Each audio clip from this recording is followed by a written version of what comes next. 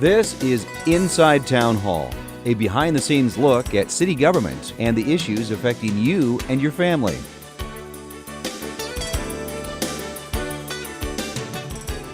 Thank you for joining us for this episode of Inside Town Hall. I'm your host, Madeline Shields. Metro Communications has a new director. Coming up on the program, we'll find out what goes on behind the scenes at 911. City Councilor Rick Kiley is our guest. Stay with us. We'll be back in just a moment. Hi, my name is Dr. Laura Hofer with Falls Community Health. For many of us, staying active during the winter months becomes a challenge. For some, outdoor activities such as shoveling snow or taking your dog for a walk can burn some extra calories. But for those who prefer to avoid the outdoors, there are still plenty of excellent options to stay fit, such as finding an indoor place to walk. Try a workout DVD or light weights if you prefer not to leave the house, and take the stairs whenever you can. Please discuss any workout program with your doctor prior to starting. Well, if we need help in an emergency, we know to call 911, but there's a lot that goes on behind the scenes. And joining me today for Inside Town Hall is City Councilor Rick Kiley, and his guest is Paul Niedringhaus. You are the new Director of Metro Communications. Thanks for joining us today. Tell us a little bit about yourself. Okay, well, I'm new to this position, and I just retired from the Sheriff's Office here in Sioux Falls after 26 years. And I had an opportunity to come over to Metro Communications, and I was fortunate enough to be hired. And I started my role here this past summer, and I've learned a lot. So I'm kind of in that growing stage, but I'm learning a lot about what we do at Metro and looking at what we can do better at Metro. So it's a pleasure to be here. Sure. And now we've just had an annual report that came out for, and I guess some of the things are the top wins of 2016. Can you explain a little bit about what goes on behind the scenes when somebody calls 911? Right. Well, if you hear Metro Communications, a lot of people aren't going to know what that is, but when you hear 911, we all know what that is. But Metro Communications we're behind the scenes, and we kind of call ourselves, we're the first to respond. And by what we mean by that, when you call 911 to get that police officer, to get that fireman, you're first going to get Metro Communications. And what that is you're going to get an operator that's going to answer that phone call, and they act as a call taker. So they take that information from you, and there's no delay. As they're taking that information, they send it to a dispatcher through a screen, and they in turn will get a hold of the emergency responder and get the appropriate personnel to the scene for them as fast as we can. Do your employees just have nerves of steel? I mean, how they deal with emergencies all day long. How do you train people to keep calm and not panic? I mean, I don't know if you feel the same way. It would scare me. That is certainly the case. And it was just recently that I was able to attend an event that I was really looking forward to, because they presented an award to one of the operators and to one of our deputy sheriffs for delivering a baby in the local area. And the first individual to take the call, obviously, was the operator. And the operator talked the dad through the whole process, who's dealing with his wife, who's giving birth, as well as other kids in the background, too. So it was very challenging, but the individual just did a superb job, actually followed his training and knew exactly what to do. And the sheriff's deputy arrived, she followed her training. And I'll let Paul address that a little bit, sure, because the individual, I think, deserves to be recognized here today as well. Yeah, and I think what it goes back to is our training. And that's something that I've found that we do very well. And it's extensive training. I mean, from start to finish in a recruit is about 5 months. And I think the operator that day was Jason Harris, and did an outstanding job. And what he relied on was his training and his experience to get through that call, to get that father to be able to do some things until the deputy was able to arrive and help. So I think a lot of what we do and we're proud of is the extensive training program that we do have. And I think the pride at Metro in how we do the job and how well we do it. You know, and I'd like to shift the focus just momentarily back to Paul a little bit too, because he was just a great find for us. Darren Ketchum left and left a big void behind as well too, and so we knew that we had a big job ahead of us in selecting a new director.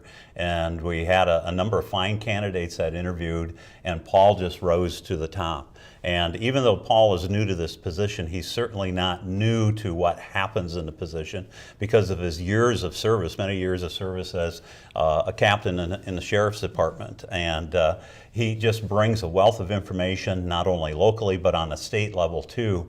He's had contact with Division of Criminal Investigation and with the state's attorney's office and the Highway Patrol. So he knows Colonel Craig Price with the patrol, head of the Highway Patrol, as well as Secretary Trevor Jones. And so this information and this ability to collaborate not only with individuals locally but statewide and even to a national extent too, it's just very, very valuable service to us and to his position. So we are just so fortunate, and an Augustana University graduate too. So your local hometown guy. Absolutely. Great. Well, I have a question. So when you were in law enforcement, you were probably dealing with Metro Communications on a regular basis. How is that? I guess it's now you're on the other side of the table. Explain what that's like a little bit. Well, there's a difference, and I think that's very fortunate for me and for Metro. I think 'cause I bring a different perspective as an end user. When I talk about the end user, that's law enforcement, fire, the other end of that radio. And I think I can bring a different perspective to what they're seeing on the other end of the radio to be able to tell our staff. And the same goes towards, I think, the appreciation that I have for Metro even more than I had before. I had a lot of respect for what they did, and it's not until you're in that center and watching them take some of those emergency calls, injury accidents and an ongoing kidnapping call, how they handle that situation, how impressed I am with their professionalism and their demeanor and to remain calm and to be able to handle it. So I've got a new real sense of appreciation for the professionals that they are and how they do their job. But the same sense, it's really, I think I can bring something to the table from the law enforcement perspective, also from the end user overall, that, hey, there's ways that we can do this job better. What can we provide a better service to them? Sure, because before, you're being dispatched, right, from that emergency call that goes out, and then it goes to the operator, then to you, and now you have both sides of the story. Right. And, sometimes I can explain to them what is the mindset of that officer maybe in the patrol car as they're going to that call. What are some of the things that they're looking for now before they get to the scene? And that's something that I can, I think I already have brought to the table for Metro. Sure. Okay. And when we're talking about 911 calls, we're talking 230,000 calls that were answered in 2016.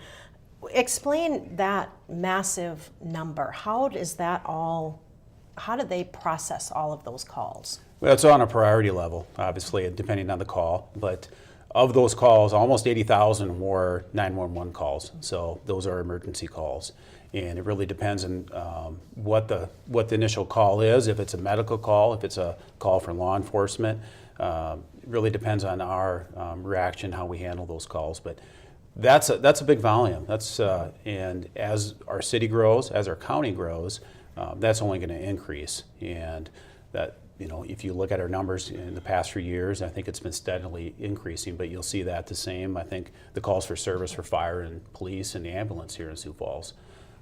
So it's something that we're dealing with, but I think a lot of people don't realize also, we work outside of the City of Sioux Falls also, and we dispatch for the Minnehaha County Sheriff's Office, and we dispatch for all the rural fire departments and the ambulance services here in Sioux Falls and Minnehaha County. So we have a big, awesome responsibility that we have to keep, and I think we do a great job with it.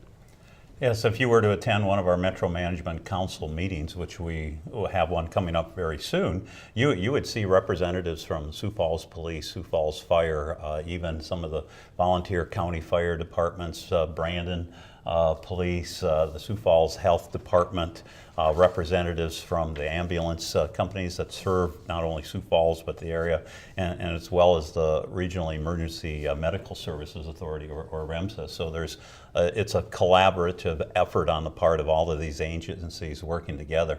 And I'd also like to mention that the Metro Management Council consists of Mayor Mike Huther, Councilor Michelle Erpenbach, and myself representing the city side, and then County Commissioners Jeff Barth and Commissioner Dean Karski as well, former Councilor City Council, Dean right. Karski. Sure. As I'm looking through my notes here, you're partnering with police, fire, and EMS agencies, and you touched on a few, but many of these are volunteers. We're talking Colton and Lyons and Crooks and Del Rapids.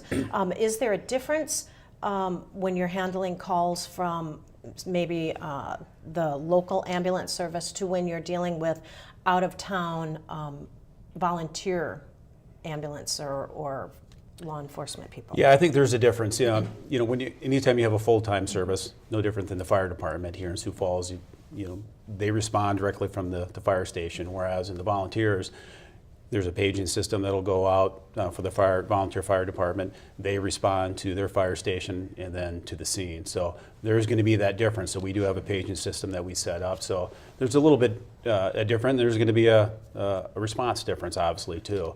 But what I can tell you is I've had the opportunity throughout my career to work with the volunteer fire departments throughout Minnehaha County, and now even more so, when there's monthly meetings, and we're part of that. We attend every month with all of the rural fire departments, and what that does is open that line of communication between us and the volunteer fire departments, and very impressed with their dedication, again, their professionalism too, but something that I've had that relationship, but now just kind of continuing and building on those relationships now. Okay. Talk a little bit about your staff. I mean, how many people are answering all of those hundreds of thousands of calls? Right. We have 47 full-time employees through Metro Communications. Now 6 of those are administrative staff leadership positions, and we have 8 on-shift supervisors to work with the operators. So we do a great job with what we have, but they're busy. Sure. Depending on the time of day, there's obviously times that are going to be busier than other parts of the evenings or day, but they do a great job handling the caseload and getting those calls out.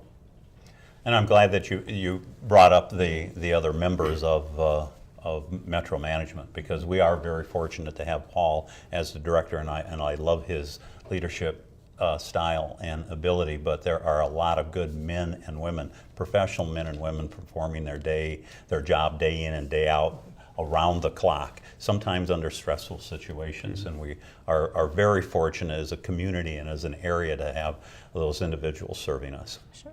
Let's talk a little bit about that stress. How do you help employees through dealing with a particularly stressful call?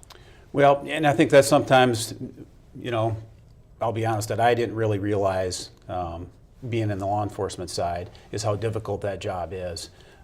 On the law enforcement side or the emergency response side, you'll have that closure. You're going to go to that call, and you're going to, regardless of what that is, you're going to have some closure. You're going to deal with it, talk to some people. Where on our end, you're on the phone, and once that emergency responder arrives, our job is basically done. The phone gets hung up, you're on to the next call.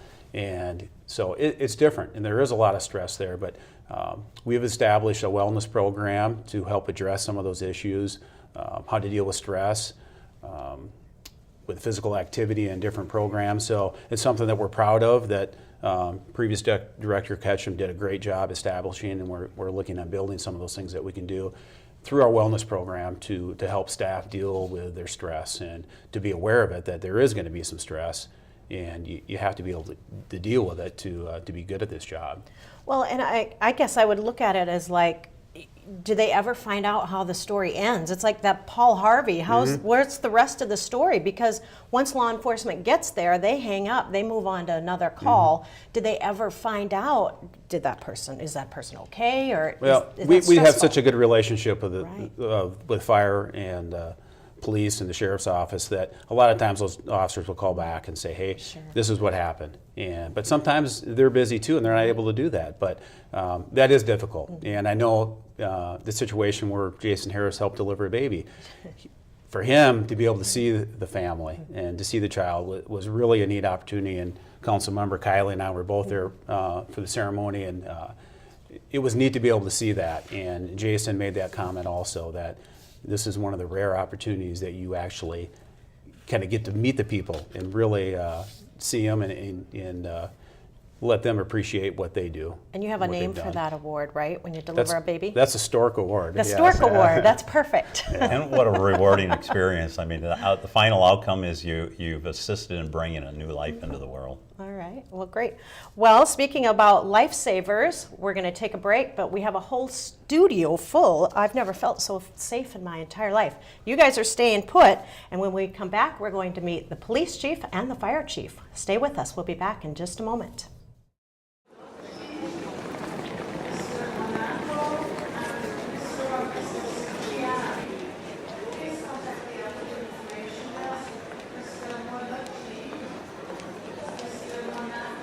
Unexpected delay? Download an ebook or magazine from the library while you wait. Thousands of titles available at www.siouxlandlib.org.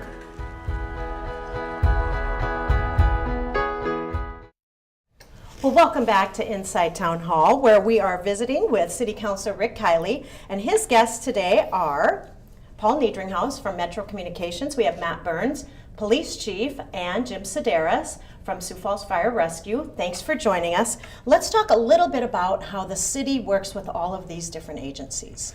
Of course, as a council, it is our duty to ensure that they have the proper funding and the resources that they need in order to do their jobs. And I'd like to say that all of these gentlemen at the table are excellent at performing their duties and their jobs in a very professional manner. And the call may begin with Metro management, with the 911 services, but then from that point on, it's going to generally involve one or both of these other units here, the fire and the police. And Chief Burns and Chief Sedaris do a great job of heading those divisions.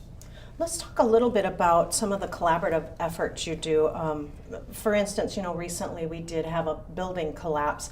How do you all get down there, decide who does what and where everyone is located?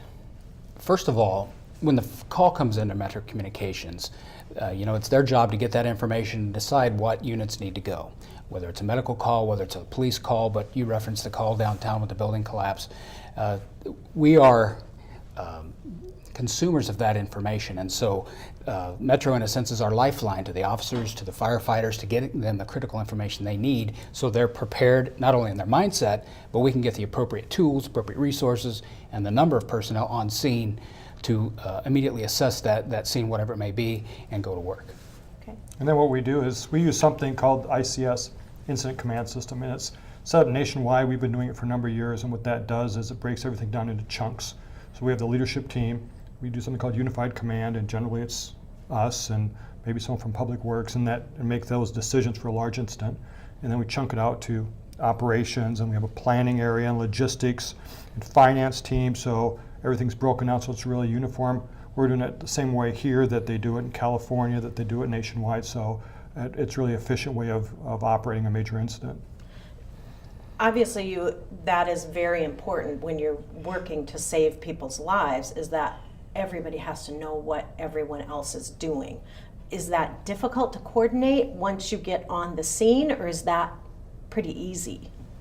Well, in fact, I think we're very good, and our teams are very good at knowing what our jobs are. We are trained in certain areas, and down at the scene at the Copper Lounge collapse, the police department's primary responsibility is scene safety, to set up a perimeter and make sure that area is safe, and so that unwitting civilians don't get in there and perhaps create a danger to themselves, but also keep the scene safe for the persons working inside, the firemen, the EMTs, and everybody that has a role in there to get the job done.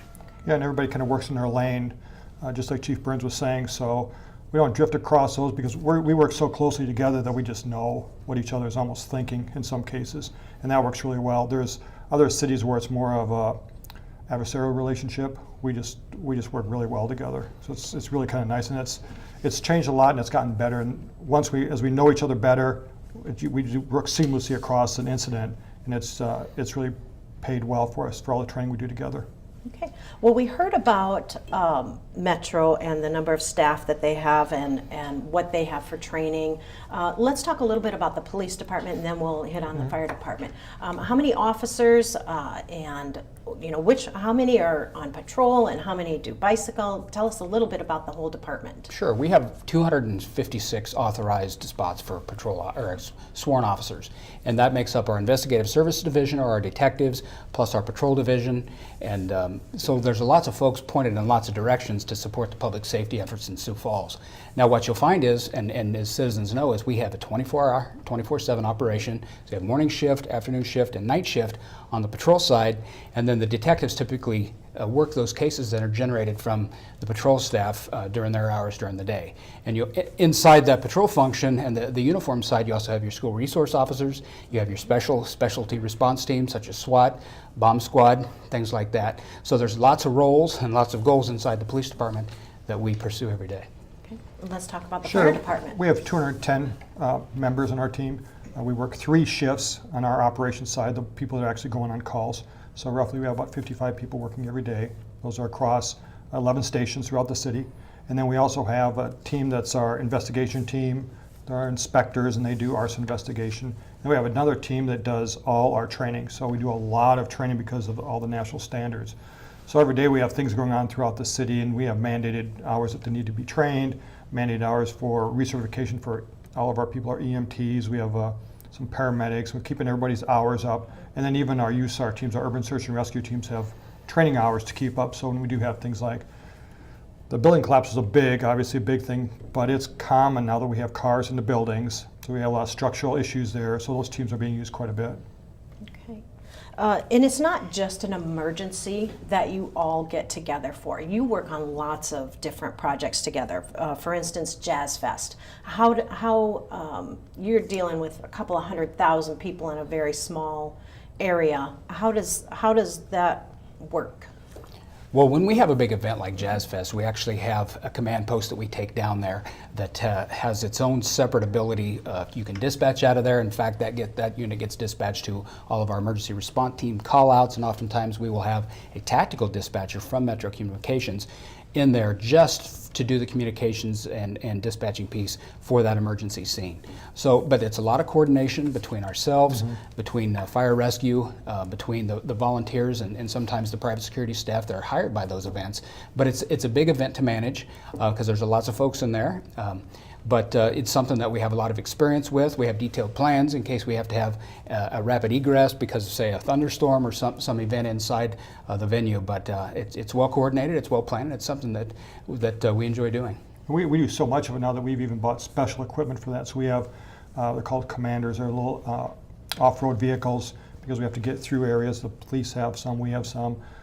They work well, and we're already looking at how do we work in those almost remote areas and work along the bike trails. So it's a challenge, but it's kind of fun, and our people really like working on those big projects. Yeah, and you do marathons, you do like hot Harley nights downtown. What is it, when Mr. Niedringhaus started, he had a law enforcement background. How did you see that as an asset going into Metro Communications? Well, I've known Paul a long time, and so he brought a great deal of not only competency but credibility from his prior work in law enforcement to this role. So for me, it was a natural fit for him to be in that role because I know he would perform in that at a high level. But it's key because he automatically has a sense from his background as to, has a general sense of how most of those calls, what the possible outcomes are. And so it's ahead of the game for him to be able to impart that to his staff from the eyes of a law enforcement officer or a public safety official. And I think it just makes the whole operation better. Oh, it does. And even having that background, which is great, you can sit on a radio and you can hear, not even being on a call, and you can tell when someone's talking, things are bad, just by the tone of their voice, how short their wording is. And he brings all that to the table of having that street credibility of being out there and knowing most of these people and how the whole operation works. It's kind of like he's been to enough movies where he can step in and he's seen the beginning and then the middle of enough movies that he knows how these are going to end. And that's great for us because then we can work together more as that team effort. And that might add to a safety element as well, because maybe when people are going on to a scene and they are in law enforcement, they're thinking a whole different way than maybe what the operators before that didn't have that background would know. Is that helpful? do you Yeah, think? exactly right. He can bring a whole new spin, and especially just to sit around the table and say, no, when these happen, here's what the police officers are thinking, here's what the firefighters are thinking, because some of the dispatchers don't have that knowledge. And even to do ride time, you don't get years and years of that experience that he brings to the table. So we were really lucky that he decided to apply and got out of that sheriff's department. Yeah, there's nobody here from the sheriff's office. Well, I guess we can. I have apologized numerous times to Sheriff Milstead too, because our gain was their Oh, loss. really? So we filled a big hole when Darren Ketchum left, but Paul left a big hole behind. But he within still the sheriff's department. fills that role in different capacity because he interacts with the sheriff department, with us, the jail. Yeah, he's a key player in the system. Yeah, well, very kind things to say, but I think a lot of it is the relationships that you build over the years, and I've been fortunate to work with Matt and Jim throughout my career, and I think that's, for me, how I can build on success, is build on those relationships that I have. And I mean, there's not a week that goes by that I'm not in a meeting usually with command staff from the fire department or police department or sheriff's office, or in some type of conversation or communication with them. And to me, that's the success that I think that you have at this table is based on relationships. And I think they touched on it earlier, is there's no turf battles in law enforcement and fire and emergency services here in Sioux Falls and Minnehaha County. And that's, I think, why we're so successful. And we do things very, very well here, and as a group, and it's because we get along. You can sit at a table like this and be able to talk, and I've been fortunate to be able to work with people like this here, and that have helped me in my career. So I look forward to it. And when an emergency does arise, we trust these individuals here to perform their duties to the best of their ability, effectively and efficiently. And I can speak firsthand. This past weekend, we had a fire in our neighborhood just on the other side of the block from me. And it starts with a call to Metro 911, and then from there it's dispatched to fire and to police. And I can say in this case, even though there was extensive damage unfortunately done to the home, there was not any loss of life. Everybody was evacuated. The scene was well controlled, and then assistance is even provided after the point as well too. So we, as citizens of Sioux Falls, are very fortunate to have their services.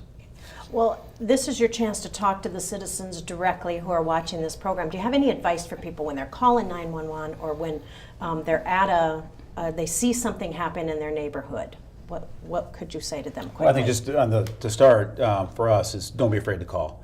And if you need 911, if it's an emergency, call 911. If it's not an emergency, to use our non-emergent number, 367-7000, because it does change our reaction and how we deal with a call if it's a 911 call or it's through our administration line. So, but I guess encourage people to call. That's why we're there. That's why the fire department's there and the police is there, is to utilize the services here in Sioux Falls and Minnehaha County. And if people come up on a scene as they're driving through, what's your advice to people? Same thing is to call. I think and Paul hit it right on the head. Fires and EMS calls. Fires start low, but they get big really fast. So if you're messing around with that and don't call 911, we're behind the power curve. And it's the same thing with EMS calls. Call us early, because if it's cardiac arrest, we're behind the curve, and we can't make up for lost time. So calling early, being calm, take a big breath and think about what you're doing and know where you're at, but they'll talk you through everything too.